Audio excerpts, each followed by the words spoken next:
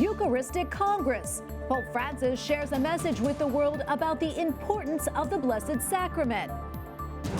Trip to Slovakia. The Holy Father offers encouragement to the faithful on his journey. Western wildfires. President Joe Biden travels to get an update on the growing natural disaster.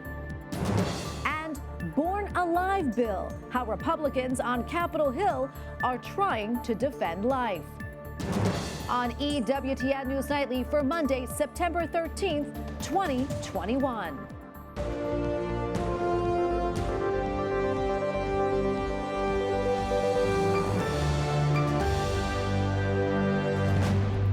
Thank you so much for being with us tonight. I'm Tracy Sable. The 52nd International Eucharistic Congress wrapped up over the weekend in Hungary. The week-long event concluded with a Mass celebrated by Pope Francis. It is part of a busy schedule for the Holy Father. Pope Francis began his Sunday by meeting Hungary's president and prime minister, along with the country's church leaders. The Holy Father then met several representatives from Jewish communities. It was the Mass that drew a lot of attention. EWTN News Rome correspondent Colin Flynn has more.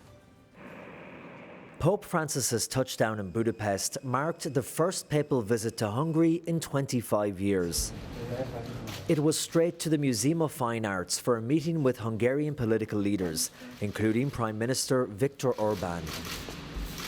Thank you very much for being with us. All eyes were on this meeting as the Pope and Prime Minister hold opposing points of view on issues like migration. After the meeting, Prime Minister Orbán posted on Facebook that he had asked Pope Francis to help preserve Christian Hungary. The Vatican said they discussed the role of the Church in the country, the commitment to the protection of the environment, and the protection and promotion of the family. From there, the Pope had a meeting with representatives of the Ecumenical Council for Churches and some Jewish communities, where the Pope warned against anti-Semitism in Europe. He referred to it like a fuse that must not be allowed to burn.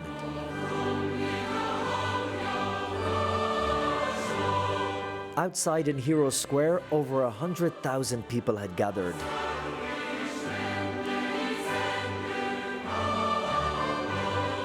And during his homily, the Pope said that the International Eucharistic Congress marked the end of one journey, but more importantly, the beginning of another. He also urged the crowd gathered to walk behind Jesus, which always means looking ahead. This papal visit to Hungary was not going to be a long one, with the Pope on the ground for just around 7 hours in total.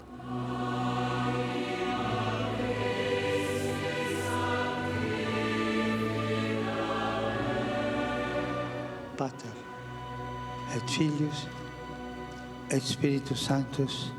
Amen. In Budapest, Hungary, Colin Flynn, EWTN News Nightly. Following yesterday's Mass in Hungary, the Holy Father's tour brought him to Slovakia, where he urged the country's Christian leaders to balance the demands of economic recovery with the obligations of charity. Il pane spezzato ed equamente condiviso. Underlining his message of charity, Pope Francis visited a center for the sick, homeless, and impoverished run by the Sisters of Charity. Separately, the Holy Father met with the Jewish community in Slovakia, where over 100,000 Jews lost their lives in the Holocaust. Meantime, in Warsaw, 2 revered Polish Catholics were beatified yesterday. Cardinal Stefan Wyszynski and Mother Elizabeth Rosa-Czacka. In his homily at Mass, Cardinal Marcelo Semeraro said the 2 contemporaries were united in a communion of faith, love for God, and the needy. And we are learning Boston's Archbishop Cardinal Sean O'Malley met with the Cuban President Miguel Diaz-Canel. Cuban state media published images of that week's meeting, but gave no details on specifics. According to Boston's diocesan newspaper, the pilot, the cardinal, and the president discussed the demonstrations that took place in Cuba earlier this summer. The cardinal also visited earthquake-stricken Haiti and the neighboring Dominican Republic to assess availability of medical supplies.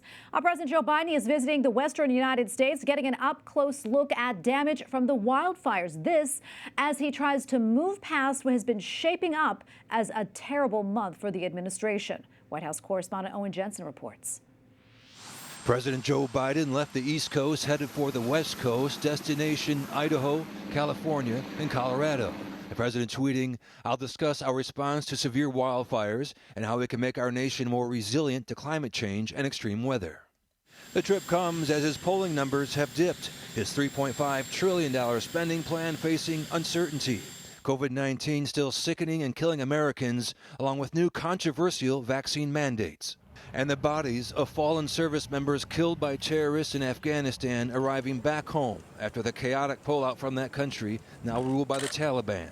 The president's first stop out west, Idaho, the National Interagency Fire Center. 44,000 wildfires, 5.4 million acres burned. That's larger than the entire state of New Jersey.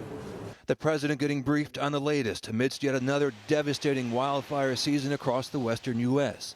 The administration activated the Defense Production Act in early August to boost supplies from the U.S. Forest Service's primary fire hose supplier. Studies show extreme weather cost America last year $99 billion. Extreme weather. The California Catholic Conference started calling on people to support fire-ravaged dioceses and parishes even before this year, since 2020 also saw devastating wildfires sweep across the state. President Biden is also scheduled to campaign for California Governor Gavin Newsom, who faces a recall election. This recall is about getting us on an off year and an off month while no one else is paying attention. But trust me, the other side has not only been paying attention, they have been organizing for the last year and a half. Governor Newsom received further pushback from Catholics for the way he tried to limit worship during the coronavirus pandemic. Voters will decide his fate tomorrow, while President Biden continues his trip to Denver to push his infrastructure plan. Owen Jensen, EWTN News Nightly. And as Owen just mentioned, the fate of President Biden's $3.5 trillion human infrastructure bill appears to be in trouble. This after one Democrat senator says that he won't support even half that dollar amount. We've already put out $5.4 trillion, and we've tried to help Americans in every way we possibly can. And a lot of the help that we put out there is still there, and it's going to run clear until next year. Senator Joe Manchin added that he would support a bill that was around $1 to $1.5 trillion. At the same time, progressives like Vermont Senator Bernie Sanders believe $3.5 trillion is not enough money. Congressional committees hope to have the bill drafted by Wednesday. Our pro-life Republican lawmakers are trying to force the House to vote on a bill requiring medical care for babies who survive an abortion. Right now, there are only a handful of votes short, and they are looking for some Democrats to jump on board. Capitol Hill correspondent Eric Rosales reports. All 212 House Republicans and a few at-large members have signed a discharge petition for the Born Alive Survivors Protection Act. That means if it gets a few more signatures, 218 is what it needs, then it can bypass the committees and go to the House floor for a vote. That is the bill that Nancy Pelosi has blocked 76 times. It has the doctor provide life-saving care to the child who survives an abortion attempt. And then on top of that, it requires that all medical professionals in the room report the incident. Pro-life Republican Congresswoman Kat Kamak authored the discharge petition. She and others like Minority Whip Steve Scalise hope a few Democrats will jump on board. Every Republican has signed on. We're trying to get just 4 Democrats. There's more than that who have said that they're pro-life, but you cannot say you're pro-life and not sign this discharge petition. The Born Alive Abortion Survivors Protection Act would build on legislation passed by Congress in 2002 when the Born Alive Infants Protection Act passed. That legislation clarified any baby who is born alive at any stage of development is a person under federal law. The current bill, authored by Representative Ann Wagner, would further clarify that any baby born alive as a result of an attempted abortion must be given reasonable care and transported immediately to a hospital. Congresswoman Wagner says she's committed to getting the Born Alive Survivors Protection Act to the finish line. As a cradle Catholic and as someone who believes very deeply, this is a duty that I have and one that I'm going to see through. I am going to make sure that the Born Alive bill is not just passed, but is signed into law. I will continue to follow this bill and others when any new information becomes available. At the Capitol, Eric Rosales, EWTN News Nightly. Late last week, an appeals court blocked a pro-life proposal in Tennessee. The state passed a ban on abortions based on a diagnosis of Down syndrome or because the race or gender of the baby. The state's attorney general's office says that it is disappointed in the rulings and will seek a further review. 4 students are suing Creighton University in Nebraska over the school's requirement to be vaccinated against the coronavirus. The students say that they feel forced to violate their religious beliefs by taking the vaccine. Creighton is a Jesuit school. The university had allowed medical exemptions to its vaccine requirements, but not religious ones. The UN Human Rights Chief is condemning reports of Taliban reprisals in Afghanistan. My office has received credible allegations of reprisal killings of a number of former ANSF personnel and reports of civilians who worked for previous administrations and their family members being arbitrarily detained. In Geneva today, Michelle Bachelet says that there are reports of deaths among those who have been detained. She warned of a new and perilous phase for Afghanistan as the Taliban's actions diverge from their commitments to protect personal security, rather. Meanwhile, France's foreign minister is expressing similar criticism. À Kaboul, ne répondent en rien à ces exigences. Meeting with Qatar's foreign minister, Jean-Yves Le Drian, says that the Taliban government has failed thus far to meet its promises of moderate and inclusive leadership. Well, it is the final day of voting in Norway's general parliamentary election. Multiple parties seek a majority in the 169-seat government. The ruling Conservatives face a strong challenge from the opposition Labour Party. A pivotal issue pits Norway's profitable fossil fuel industry against climate change advocates. Coming up, bipartisan memorial. Lawmakers join together to remember September 11th.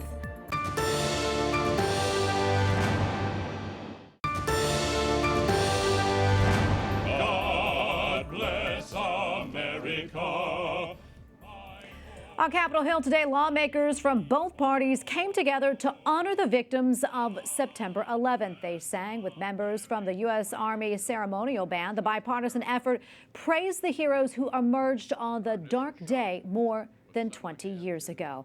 Lawmakers aren't the only ones commemorating the Americans lost in the September 11th terror attacks. President Joe Biden also honored the 20th anniversary this weekend. On Saturday, the president and first lady visited Ground Zero, the field in Shanksville, Pennsylvania, where Flight 93 crashed, and the Pentagon. President Biden did not make any remarks. And joining me now is Dr. Paul Kengor, professor of political science at Grove City College in Pennsylvania. Dr. Kengor, great to see you. Thanks for taking the time to speak with us today. Yeah, good to be with you, Tracy. Thanks. Well, I know you wrote a column reflecting on 9/11 and said that part of remembering is to make sure that history doesn't repeat itself. Can you talk to us more about that and why you feel that's so important? Yeah, sure. And I'm from Western Pennsylvania, and right now I'm in Grove City, Pennsylvania. And Flight 93 that day, that morning, it had left. It was scheduled to depart Newark at 8 o'clock that morning on its way to San Francisco, and it took off 40 minutes late, Tracy. And those 40 minutes were absolutely crucial because as it started in the air and got to probably right over where I live in the airspace of Grove City and kind of headed toward Cleveland. And then eventually it was hijacked probably about 9:28 a.m., made a sort of a U-turn at that point and started heading over Pittsburgh and on its way to Washington, D.C. And during that time, that 40-minute delay in takeoff, the people on board of Flight 93 were able to learn what had happened at the World Trade Center buildings. I think the first building was hit maybe 8:46, and again, the plane took off from Newark, Flight 93, around 8:40. So by the time those passengers got up in the air, speaking on the airphones and other means of communication, they knew what was going on. And that's when Todd Beamer, among others, his famous last words around 9:45 a.m. were, hey, are you guys ready? Okay, let's roll. And at that point, they tried to retake control of the airplane. And just a few minutes later, 10:03 a.m., it crashed in western Pennsylvania, Shanksville, near the Latrobe, Somerset County area. And it was just a horrific day. And, you know, we here in western Pennsylvania all remember it very well. Absolutely. And, you know, I'm from that area as well, so I too remember that. You know, commemorating 9/11 this year really felt heavier for a lot of us, considering, you know, the situation in Afghanistan and what continues to unfold. I want to get your thoughts on that. Yeah, it's really tragic. I mean, I would have never thought that on the 20th anniversary of September 11, 2001, that the Taliban flag would be flying over Kabul. And that's exactly what's happening, Tracy. And it's a disaster. And really, I would argue, in fact, I'm not the only one saying this, a lot of people that were there in Afghanistan, commanders who were there, colonels, you know, they've said that we're actually in worse shape now in terms of the Taliban having more control September 11th, 2021 than it had September 11th, 2001. It's arguably a worse situation. And what had happened, 1996 to 2001, when the Taliban first had control, that allowed a hornet's nest of terrorists to coalesce, organize, and plot in that area, including Osama bin Laden. And so now, what's even worse, you have Al-Qaeda there, ISIS. ISIS didn't exist on September 11, 2001. Now ISIS exists. It's actually there. There's a group called ISIS-K. And when 13 military personnel that were killed there a couple of weeks ago at a suicide bomber attack, that was ISIS that did that. So now you have the Taliban back in control. ISIS is there. And even worse, I mean, we've left the Taliban an air force. We've left them military equipment. So you know, this is now what one commander said, the largest armed criminal enterprise in the world. So we arguably face, not just arguably, I think truly face, a worse situation with the Taliban right now in 2021 than I think maybe we did in 2001. Yeah, it is so concerning. And before we wrap this up, we have about a minute left, Paul. You know, I want to get your final thoughts on that and how we go moving forward in keeping the memory of 9/11 alive, and what can we do to thwart off, you know, terror attacks in the future? What are your thoughts? Well, in a way, we're already too late with having ceded that country back to the Taliban. So we're going to need to prepare to defend our borders, you know, incoming airplanes, and, you know, watch things in a way that we weren't watching on the morning of September 11, 2001. And I would say from a Catholic perspective, you know, this is something that we need to understand, that this evil that we're seeing there today and that we saw on September 11, 2001, you know, this is what the church militant fights against, right? I mean, this is the kind of thing that these forces have been at it since the beginning of time. And maybe that's not very reassuring, but we've got to do our part to keep our country ready to defend it against these attacks in the future. Well, Dr. Kengor, thank you so much for taking the time to speak with us. We always appreciate it. Thanks, Tracy. Up next, Catholic Prayer Breakfast. The annual event is just hours away. Get a preview of this year's program.